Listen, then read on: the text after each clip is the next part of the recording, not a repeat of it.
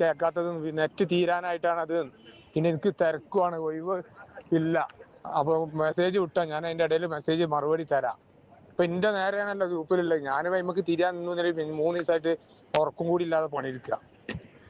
അതുകൊണ്ടാണ് ഞാൻ അതിന്റെ ബാക്കിൽ തിരിഞ്ഞില്ല. എനിക്ക് വീഡിയോ ഒന്ന് ചെയ്യണം, ഫുള്ള് എവിഡൻസ് വെച്ച് കണ്ടൊരു വീഡിയോ ചെയ്യണം. എനിക്ക് ജസ്ന മതിയേന്, അത്ര അതിന്റെ അപ്പുറത്ത് കൊത്തും വേണ്ട. ഈ വിചാരിച്ച ആളല്ലേ ഞാൻ, അത് മനസ്സിലാക്കിത്തോളേറ്റി. ജസ്നും തിരുത്തൂല, ഓളും തിരുത്തൂല, ആർക്കും അതിന്റെ ഒരു എവിഡൻസ് കിട്ടൂല. ഞാനും ഓളേറ്റ് എന്താ ബന്ധമെന്നുള്ളത് അത് ഞാൻ സാജിദാനോട് തുറന്ന് പറഞ്ഞതാ. ഞാൻ കൊടുത്ത കട്ടുമല ഓളമ്മ കിടക്കണ ജസ്നന്റെ, ഓളമ്മ എന്നും പറയേ. ജസ്നയ്ക്ക് 3 ലക്ഷവും ഒരു കട്ടിലും, ഷാജിദയ്ക്ക് 1,38,000 രൂപ. അയാളൊരു വല്ലാത്ത പഹയൻ തന്നെ ശരിക്കും പറഞ്ഞാല്. അയാൾ കഷ്ടപ്പെടുന്ന ക്യാഷ് ഈ കണ്ട പെണ്ണുങ്ങൾക്ക് കൊണ്ടു കൊടുക്കുന്നതിന് യാതൊരു മടിയും ഇല്ല. അയാള് ഹായ് ഹലോ അസ്സലാമലൈക്കും, welcome back to my channel. എവിടെയോ കിടക്കുന്ന റൌഫ്, എവിടെയോ കിടക്കുന്ന ഷാജിദയോടെ മനസ്സ് തുറന്ന് സംസാരിച്ച് ആ സംസാരം ഫുൾ ഇപ്പൊ പബ്ലിക്കിലാക്കിയിരിക്കുകയാണ് ഷാജിദ. അതിനെതിരെ റൌഫും വന്നിട്ടുണ്ട്. എന്തായാലും മനസ്സ് തുറന്ന് സംസാരിക്കുക, റിലേഷനിൽ ഇരിക്കുന്ന സമയത്ത് മനസ്സ് തുറന്ന് അങ്ങോട്ടും ഇങ്ങോട്ടും സംസാരിക്കുന്നത് ഈ ഇങ്ങനെ വന്നിരുന്നു പബ്ലിക്കിൽ പറഞ്ഞത് അത് വളരെ ഒരു ചെറ്റത്തരമായിപ്പോയെന്ന് എനിക്ക് തോന്നലല്ല, അത് ശരിക്കും അതൊക്കെ ഒരു ചീറ്റിംഗ് ആണ്. ഇപ്പം റിലേഷൻ കട്ട് ചെയ്തു, വേണ്ടെങ്കിൽ വേണ്ട. അത് പക്ഷെ അങ്ങോട്ടോ ഇങ്ങോട്ടോ പറഞ്ഞതും ചെയ്തതും കാര്യങ്ങളൊക്കെ ഇങ്ങനെ പബ്ലിക്കിൽ വന്നിരുന്നിട്ട് അവർക്ക് തമ്മിൽ എന്തെങ്കിലും അഭിപ്രായ വ്യത്യാസം ഉണ്ടെങ്കിൽ അവർക്ക് തമ്മിൽ തീർക്കാം. അല്ലാതെ ഇങ്ങനെ മറ്റൊരാളെ ഇതിനിടയ്ക്കോട്ട് വലിച്ചിട്ട് ഇത്രയും നാറ്റിച്ച് അങ്ങനെ ചെയ്യേണ്ട ഒരു ആവശ്യവും ഇല്ലായിരുന്നു. ഫ്രണ്ട്ഷിപ്പിന്റെയോ റിലേഷന്റെയോ പേരിലൊക്കെ മറ്റുള്ളവർക്ക് എന്തെങ്കിലുമൊക്കെ കൊടുത്തിട്ട് അത് മറ്റുള്ളവരോട് വിളിച്ചു പറയുന്നത് അത്ര നല്ല സ്വഭാവമാണെന്ന് എനിക്ക് തോന്നുന്നില്ല. പിന്നെ പല പല സ്വപ്നങ്ങളോട് കൂടിയിട്ടായിരിക്കാം ഈ റൌഫ് ഇതൊക്കെ ഓരോരുത്തർക്ക് ചെയ്യുന്നത്.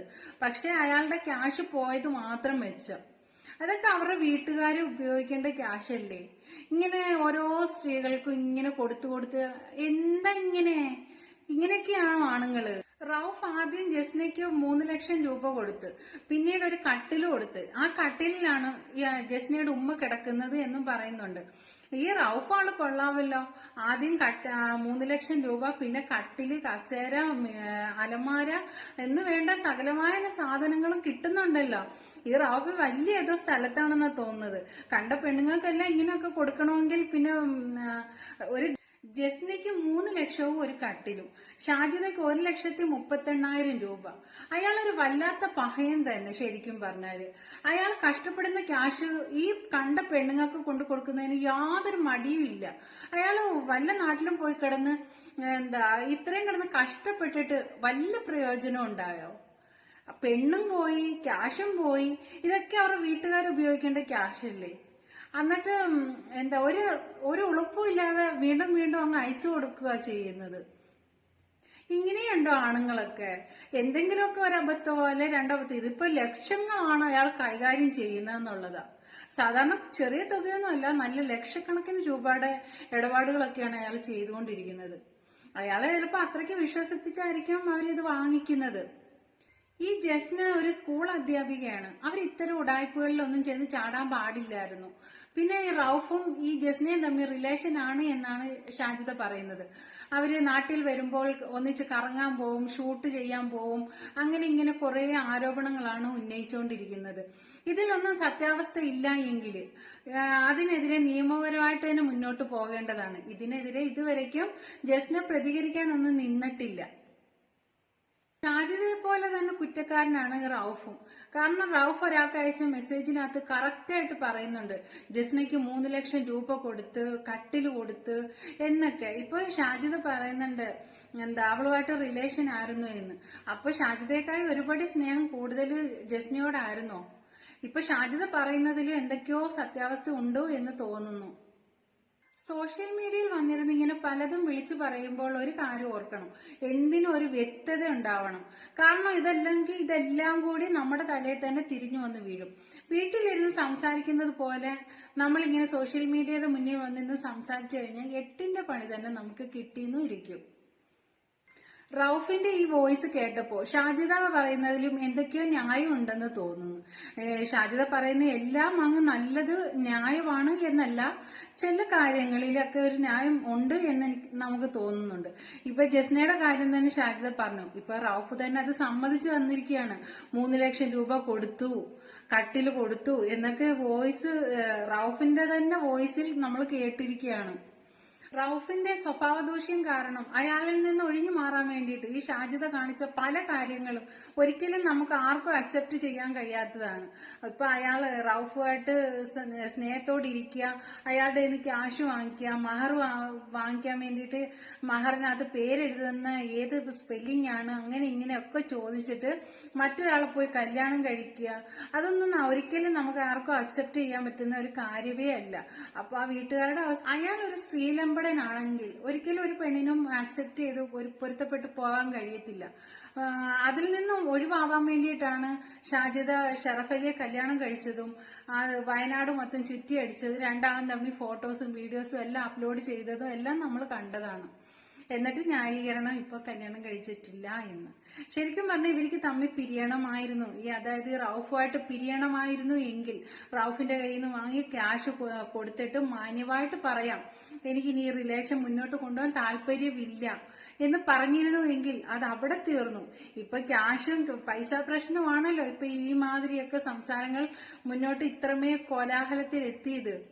അത് അന്തസ്സായിട്ട് പറയാം, എനിക്ക് ഈ റിലേഷൻ താല്പര്യമില്ല, ആ പൈസ കൊടുത്ത് തീർത്തിട്ട് പറയാമായിരുന്നു. പക്ഷെ അതിനു പകരം തെരഞ്ഞെടുത്ത വഴികൾ മാറിപ്പോയി. റൌഫിന്റെ ഡീറ്റെയിൽസ് എല്ലാം ഷാജിദ പബ്ലിക് പോസ്റ്റ് ചെയ്തപ്പോ ഈ ഷാജിദ ചിന്തിച്ചില്ല ഷാജിദയുടെ ഡീറ്റെയിൽസ് റൌഫിന്റെ കയ്യിലും ഉണ്ടാകുമെന്ന്. കാരണം അവര് തമ്മിൽ കുറെ നാള് അടുപ്പം ഉണ്ടായിരുന്നു, പരസ്പരം ഫോണിൽ സംസാരിക്കുകയും എടുക്കുകയൊക്കെ ചെയ്തിട്ടുണ്ട്. പല തെളിവുകളും ആ റൌഫിന്റെ കയ്യിലും ഉണ്ടാകുമെന്ന് ഷാജിദ ചിന്തിച്ചില്ല. ഇപ്പൊ ഷാജിദ ആയാലും ജസ്ന ആയാലും ഒക്കെ ഒന്ന് ചിന്തിക്കണമായിരുന്നു, ഇതിനെല്ലാം പുറപ്പെടും മുൻപ് ഒന്ന് ചിന്തിക്കണമായിരുന്നു. കുടുംബമുണ്ട്, കുട്ടികളുണ്ട് എന്നൊക്കെ ഒന്ന് ചിന്തിക്കണമായിരുന്നു. ഇതിപ്പോ ഇനി എല്ലാ യൂട്യൂബർമാർക്ക് മാത്രമല്ല എല്ലാവർക്കും, ആണായാലും പെണ്ണായാലും എല്ലാവർക്കും ഒരു പാഠമായിരിക്കും. ഇല്ല, അപ്പൊ മെസ്സേജ് വിട്ടാ ഞാൻ അതിന്റെ ഇടയിൽ മെസ്സേജ് മറുപടി തരാം. ഇപ്പൊ എന്റെ നേരെയാണല്ലോ ഗ്രൂപ്പിലുള്ളത്. ഞാൻ നമുക്ക് തിരിയാൻ നിന്നു 3 ദിവസമായിട്ട് ഉറക്കും കൂടി ഇല്ലാതെ പണിയിരിക്കുക. അതുകൊണ്ടാണ് ഞാൻ അതിന്റെ ബാക്കിലേക്ക് തിരിഞ്ഞില്ല. എനിക്ക് വീഡിയോ ഒന്ന് ചെയ്യണം, ഫുള്ള് എവിഡൻസും വെച്ച് കണ്ടൊരു വീഡിയോ ചെയ്യണം.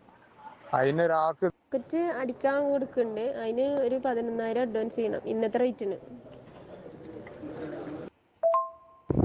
ആഗ്രഹമല്ലേ ഇപ്പൊ പൂർത്തിയാക്കി കൊണ്ടിരിക്കണ്, പൂർത്തിയായല്ലോ, എടുത്തല്ലോ. പിന്നെ പേരെന്താ കൊടുക്കണ്ടേ വേഗം പറയും.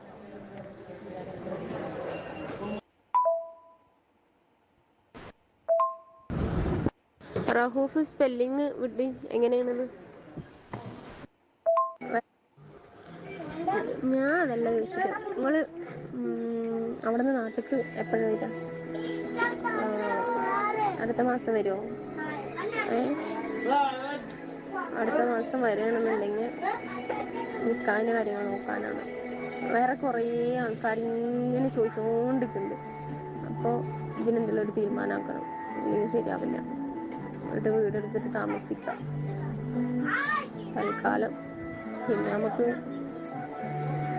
വീട് മേടിക്കാം, അങ്ങനെ എന്തെങ്കിലും ചെയ്യാം. അല്ലാന്നുണ്ടെങ്കിൽ നിങ്ങളെ വീട്ടിൽ നിൽക്കാൻ വെച്ചിട്ട് നിങ്ങളെ വീട്ടിൽ താമസിക്കാൻ പറ്റുകയാണെങ്കിൽ അങ്ങനെ നിങ്ങളെ ഉമ്മാൻ്റെ അടുത്ത് ഉപ്പാൻ്റെ അടുത്ത് ഞാൻ റെഡിയാണ് അവരുടെ കൂടെ നിൽക്കാൻ. ഇല്ലാന്ന് നിൽക്കാൻ വെച്ചാൽ സമാധാനത്തിൽ നിങ്ങളുടെ ഭാര്യ എന്നുള്ള ഒരു നിലയിൽ എനിക്ക് ജീവിക്കാം. ഇത് ഈ ഭർത്താവില്ലാത്ത ഒരു സ്ത്രീ എന്ന് പറയുന്ന ആ ഒരു പേരുണ്ടല്ലോ, അതെനിക്ക്